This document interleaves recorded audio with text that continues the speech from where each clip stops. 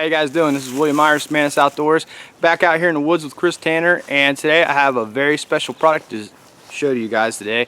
It is my very first Bark River knives, and this is the Mini Aurora, and I think this thing is pretty much perfect for out in the woods, and I'll explain why. Alright, so first of all, the sheath that it comes with, it's a pretty basic sheath, nothing, sparkling or anything like that. Nothing to write home about. They make all, yeah, exactly what Chris was saying. They make all their own sheaths, but it's a very good sheath. It's very nice. The retention is there. But this knife, from what I've used it for, it's just perfect. I mean, the handle is awesome.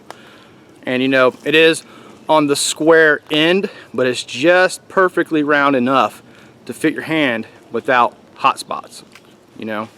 Usually I'm not a fan of any kind of square handle. It's got to be like a broomstick round for me, but this is just rounded off enough that it's very comfortable. As soon as I grabbed this thing, I was like, oh yeah, that handle's nice, very nice. So the blade is, I think, 3.5 or 3 3/4, something like that. So this pretty nice as far as blade length, for a bushcraft knife. It's not something that's, I would call a main knife. Even this could work as a neck knife in my opinion as well. So that's the Bark River Aurora Mini. It's made out of CPM 3V, which makes it incredibly light. Like if I don't hold this thing down, it's gonna float away pretty much. So let's go try it out, see what it does. Alright, so I don't really have much experience with 3V, CPM 3V. I know about it. I know that it's a lightweight premium stainless steel. The spine of this knife is 90 degrees, so it has utilitarian use. That being said, there's no rounded edges on it at all, so thumb assist after a longer period of time is going to get kind of tiresome. That's really not that big of a deal. This knife is so light and extremely sharp, and the one thing that I really am going to be driving home is how this thing holds an edge, because if I'm right, this thing's going to hold an edge like a dream. It's going to be really good. So let's put it through some wood. I just want to experiment with it, see what kind of the edge it's got. It's like kind of, I don't know if we can get that in camera, it's kind of a full convex, yeah. Okay. Alright, so with it, the way that this grind is designed, if you can see here, you see that hump in the wood right there. Usually that's no bueno for like feather sticking and things like that. But the way that this grind is, it kind of just hugs the wood even over a hump like this, and I'm able to get fine feathers like that. So that's one thing I do like about like a full vex of some kind like this. And I'm able to get really, really fine feathers with this blade. So this test tells me that my fine work, my detailed work in notchings, if I'm carving forks and spoons and things like that, I'm going to be able to get in really fine, do some real detailed work with this blade. Look at that, super, super fine. So I'm just kind of getting used to this knife right now and just putting it through my tests that I do. That, and some people are saying, the same old all over again, but I like to do consistent tests so that you guys can see from one knife or the other the same test, what it's doing and how it's performing. And for me, it lets me get to know the knife. I haven't been using this thing for 9 months like I usually do with other knives. This beautiful control that I have, especially over, like I said, that natural hump in the wood. This blade is working out really good. Really nice. I'm liking it. See, I want, when I'm doing a test with, like, say, feather sticks, I want to break out really big ones like this, real thick ones, so I can see how the wood is contouring with the big thick ones. I want to try to get medium but paper thin, and I want to try to get just absolutely minuscule feathers. And that tells me how the knife is performing.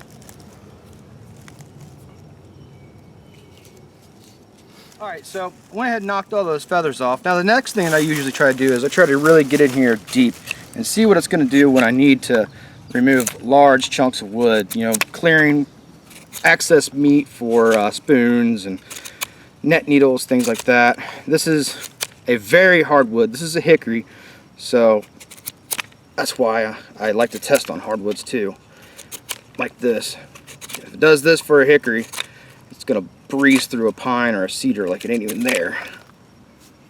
And it's really taking nice chunks off. Good for detailed cuts and clearing away. Now, what I want to do with this knife is this section that I have right here, I'm just going to plane this out until it's absolutely flat. And that's going to give me an idea of how this thing is going to carve.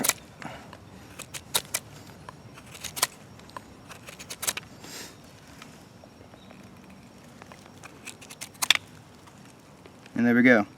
Just pretty much absolutely flat on this side. So if I'm carving, again, a net needle or a net gauge even, I'm going to be able to get nice and flat up top, spoons and forks and what have you. This is definitely a bushcraft blade, guys. This is what you guys want in the field. You know, there's survival knives, there's bushcraft knives, there's kitchen knives, utility knives. This is a bush knife. This is a carver. This is meant to be a nice bush knife. Let's get a fire going. Alright, so we're going to kind of get a fire going.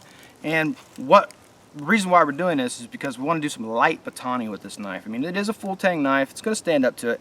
And I'm just going to see how it holds up to the abuse.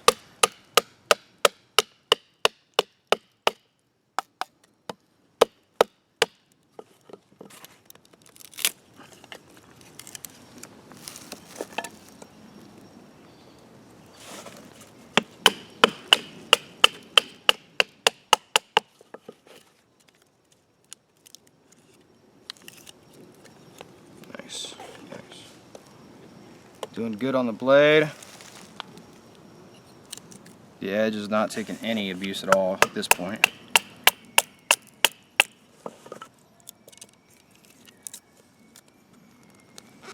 Nice little knot there. Just slice through it.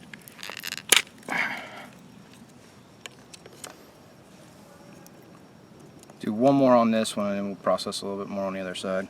Just to show you with this thin blade how I can really process some kindling down if the weather is not agreeable.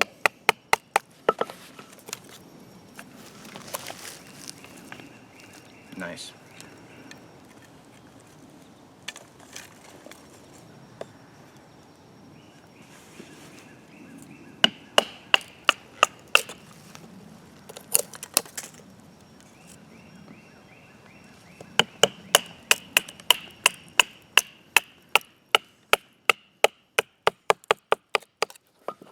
Yeah, I'm trying to avoid smacking this log as much as possible. I don't really like to do that with my blades. So at, you know, more than 3/4 of the way into the wood, I'll just go ahead and torque my blade over and see if I can get the kindling to come out. One more and we're done. Get some feathers off of one of these and light it up.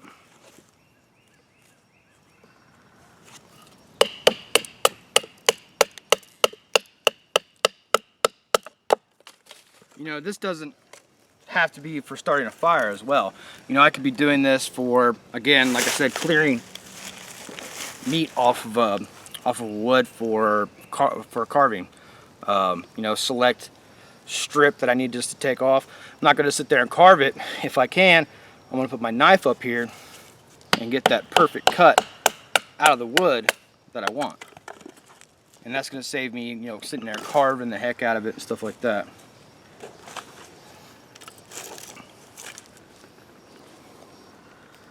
Get this one thinned down into 4 pieces, and I think we're going to be done with batoning. I snapped right through that knot. Alright guys, so we just got some wood processed down here. Like I said, you know, if you were in a really harsh environment, you know, just absolutely wet, soaking wood, you know, this would be probably the only time I'd do something like this, process wood this far down.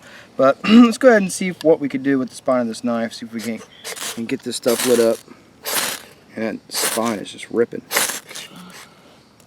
Caught a feather with the edge of the knife.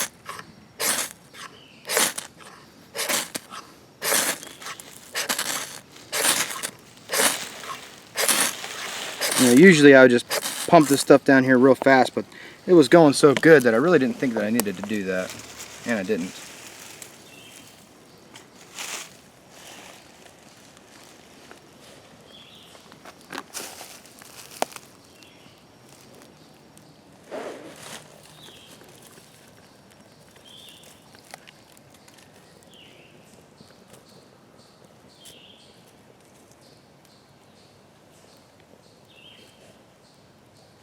Put that back in the sheath.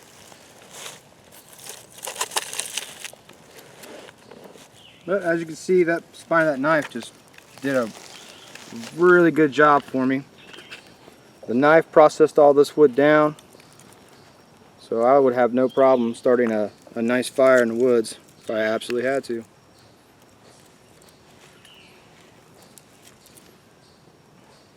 You know, that being said, if you really just want to save the tinder that you came to the woods with, something like this is an ideal as well. You know, we really don't need to add all this stuff on. I think the point is made. But these really small sticks was nothing to process down with that blade. Very extremely comfortable to do so as well. I'm liking it. I'm loving it. We have any paper or anything? We do a sharpness test after you did all that? Yeah, I got some right in the range stuff. Let me do that. Just kind of feeding this up a little bit, make sure that it's sustainable on its own. This small fire right here would be enough to boil some water. Well, I mean, I just feather with the GX4 and it's still screaming sharp, so that 3V I know is sharp. Oh, that's 3V too? No, mine isn't, but I mean, yeah. if the A2 is still sharp, the 3V is still sharp.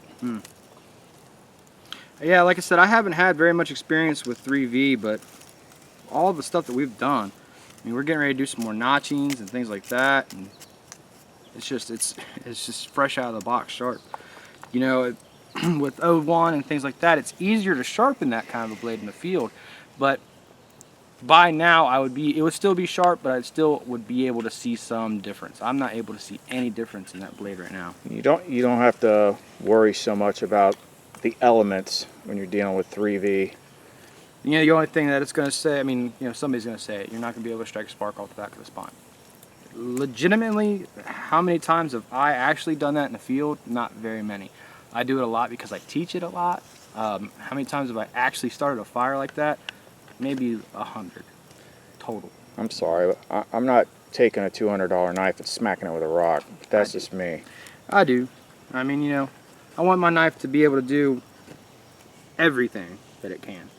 You know, but basically what I'm trying to say, long story short, in a less than 4-inch blade, how important is that to me? You know, it's okay. You know, my main knife can do that if the need actually arises. So I'm not really that worried about it. All right, well, let's get into some notching and maybe start out carving a spoon or something like that, see how well it does that, and we'll go ahead and call it good. So after all the abuse that we put this knife through, I'm going to kind of clean up all that ferro rod residue. Yeah, it comes right off. So after all the abuse that we put this thing through, it's still just ridiculous. That's a push cut, not a slice.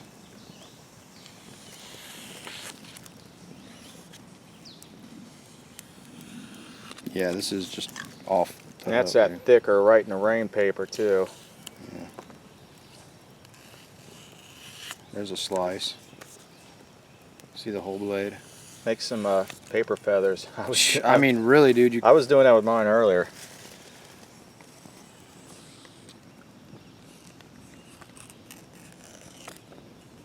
That is just ridiculous, man. Very, very, very, very sharp knife. And we put this thing through hell today. and the edge is saying, nope, not enough. Come on, more. Awesome, man. I'm impressed. Very impressed with 3V. And just the style and the style of the blade and the handle. Very impressive. I like it. I'm getting ready to do some videos on net making, and I've already done one in the series about how to just hand tie knots. We're going to be doing some about actually using a net needle to make the net, and I need a net gauge, and I think there's a perfect one right inside this piece of wood right here. So let's use this Aurora to get to that.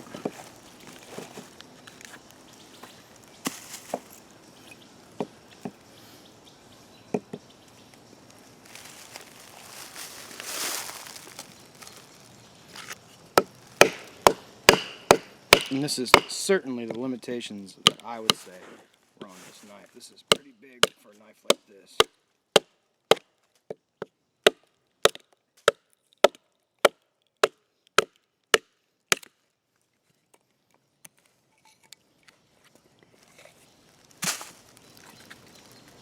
Get a nice board out of here, and then we'll use this to kind of thin it down and craft it to where it needs to be.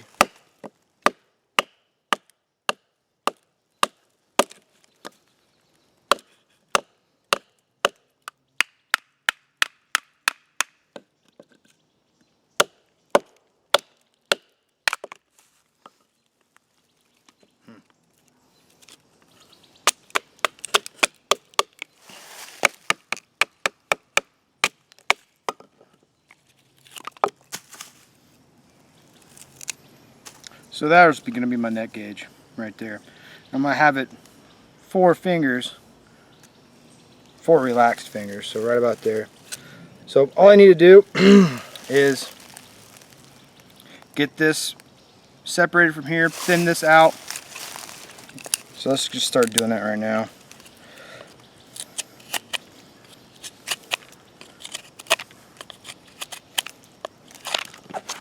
Basically all I'm doing is just running the knife down as straight and flat as I can, and that's going to plane anything out that's raised. So I'm going to be left with a nice, even, flat surface. Nice knot there.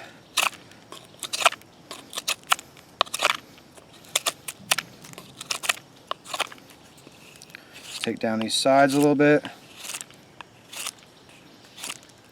And when I'm doing something like this, I could get a side cut just like that, and that's going to tell me where my plane is going to go. So if I do this side cut just like this, and then I level everything down right to that edge that I just made, just like that,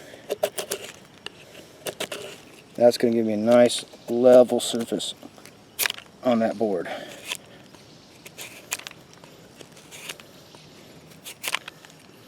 There we go. That thing cuts like a dream, man. It's still absolutely sharp. So now what I'm going to do is I'm going to actually do this next part with my saw, so we're going to cut here in a second. So I'm going to saw this off, and then I'm going to take this knife and I'm going to keep this surface just like this, and then I'm going to slope the rest of it with the Bark River. Alright, so I'm progressing with my net scale, or my net break right now, gauge. And what I'm doing is I'm thinning out the walls, and I'm also evening things out. See, this is super thick. That's probably over a ½ inch thick. By the time I'm done with it, it'll be around a ¼ inch thick, and it'll be flat. If you can see, there's all kinds of pretty much waves in here where the wood grain is separated. But if I take this Bark River straight down, anything that is raised is going to cut down to where the flat parts are. Now I have pretty much the same amount of control up here once I focus that area that I do all the way down here when I focus this area. So that's one reason why I really like this blade as well.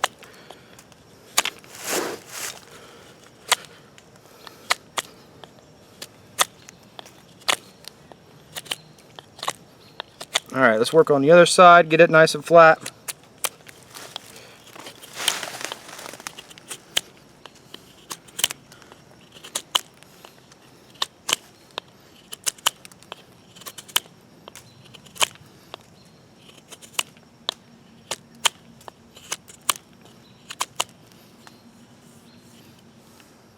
You can see how it's starting to flatten out, get nice and smooth up top. You know, there's no sanding or anything involved in this, just planing.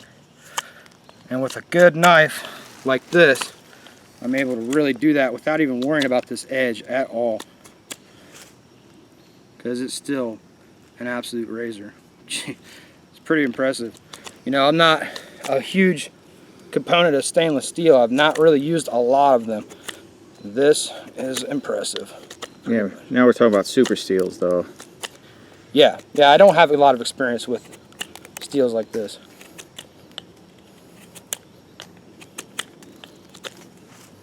Alright, almost done. You know, my hand's not getting tired for all these power cuts. It's a really nice knife. You know, I always like to put something educational in even a knife review, you know. So that's why I'm doing this net gauge for you guys, along with this knife review, to show you guys that process of making this gauge, as well as showing you what this knife can do. So you can see how we've thinned things out. Thinned things out pretty decently. We still got some work to do, but at least you got to see how this knife planes out. And what this does, basically, this net gauge, is it allows me to hold something just like this and loop around, and then there'll be graduation markers on this in either 1/2 inches or inches. I'm not really set on that yet, what I'm going to do. And then that way I can gauge how I'm tying my knot, you know, because it's just not that one tie that's not your loop. You know, it takes 2 knots basically to just tell your loop. So if you're doing a 1/2 inch hole up here, you're going to come out with a 1 inch loop, or a 1 inch hole up here, you're going to come out with a 2 inch loop. So that's what a net gauge is for, is to make sure everything is even. So that's the start of that. Definitely impressed with the Bark River Aurora. Mini Aurora. Mini Aurora, yeah. It's going to be a good knife for me, something I'm going to keep for a very long time. Alright, so this is where this knife is going to excel, is this little small detail where I'm using both thumbs as, you know, a thumb assist, getting down in those corners, even coming up here to the edge of the knife to get that fine detail work, get a nice groove in here. And what we want to end up with is something that is, you know, if I had it just like this, you know, making a net all day long with those sharp corners, it's really hard on your hands. But if I have a slope in here and something that I can grab a hold of as well, almost like a paddle, you know, I can use this to gauge my net, gauge my loop, you know, get my knot in, and then slide out. Next knot, slide out. You know, it's just way more comfortable. So that's kind of what we're doing right now. We're just getting that groove in there for my hand. And, you know, I was going to do this on the actual net making video, but we could do it here. And we'll just reference this video once we do the net video. But now, since we're actually filming now, during break we were actually live on Facebook. Yeah. And Will did the little arm hair shave test, since he's been carving on this thing constantly. And the hairs just said, I don't want none of that. And they just fell off. Yeah, they pretty much gave up quick, didn't they? The 3V is freaking amazing. Yeah, I mean, all the carving that we've done, this thing is just absolutely razor sharp still. I'll have to use that Adventurer next, because that's L-Max. Oh, yeah. Alright, so I'm pretty much done there. I got a nice groove. Not going to make this in nauseam, just for what it's worth. You know, that's what I wanted for my net gauge. Now I'll go in here with a ruler, maybe my multi-tool, and I'll gauge this off in 1 inch increments. That way I'll put a straight line through, and that's where my line sits. You know, it'll probably just be 3 lines in there. And that's a net gauge for my net needle. Let me grab the net needle real quick. It's right there.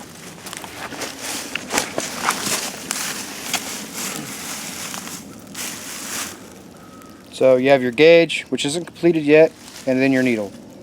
You know, and you have to have your net gauge be twice the size of your needle, because if it's, you know, obviously if the net gauge itself is smaller than the net needle, your net needle is not going to go through the net gauge loops.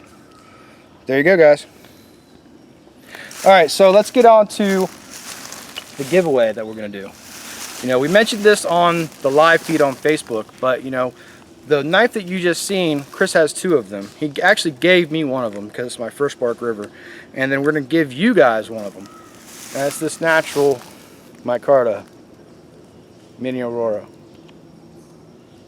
So how that's going to work is exactly how we do giveaways on my channel. So all you got to do is leave a comment in the comment section below, and then we have a random YouTube video comment picker that we use, and then a week later it will randomly generate a comment, and then all you got to do is email well, you or me, one of the two, we'll put it in the description box, and send us your shipping information and we'll get it out to you. And we don't put any kind of must be in the US or anything like that. I mean, if you're lucky enough, I mean, we got viewers all over the world. So if you're in where's Borat from? Pakistan. I forget. Kazakhstan. Yeah, if you're from Kazakhstan or something like that, you know, we'll eat the shipping and make sure you get your knife. What it does when it gets to customs, you know, that's out of our hands. But other than that, we like to have our giveaways open to everybody, not just the people living in the US. In Russia, knife ships you. So Will's been carving and splitting and batoning and doing all sorts of stuff with this knife for about an hour, 20 minutes. So just checking the edge. That's some right in the rain paper.